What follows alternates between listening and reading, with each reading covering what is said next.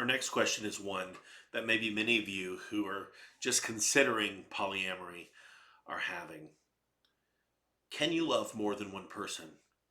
Actually, in the swinging world, I was talking with someone and they were sharing with me that they only love their spouse and they couldn't love another person, at least not romantically. Um, so, can you love more than one person? The answer for this actually came to me by a person who's monogamous.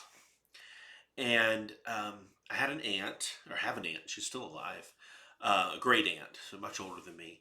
And I had a great aunt and great uncle. My uncle passed away when I was late, well, maybe early teens. And pretty soon after, my aunt remarried. My aunt had seemed very much in love with my uncle.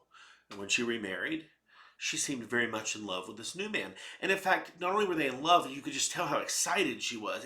Everything was about this, holding hands, and it was more romantic and more energy than I even saw before with my uncle who passed away.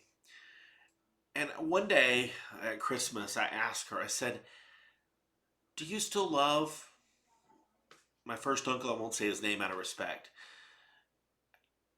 And she said, "Why do you ask that?" "Of course I do."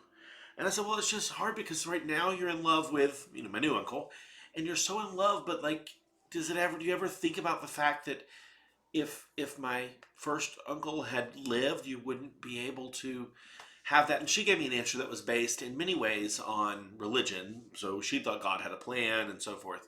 But you don't have to go with all that. But I said, "But you still love him." And she said, "Absolutely. I will love him for the rest of my life. I will love your uncle. And now I will love this man for the rest of my life." That's when I recognized, yeah, you can love more than one person. People do it all the time. People lose somebody, a romantic partner that they loved very much. They get a new romantic partner that they love, and they can still remember the old love, and they still have the old love. It's still there.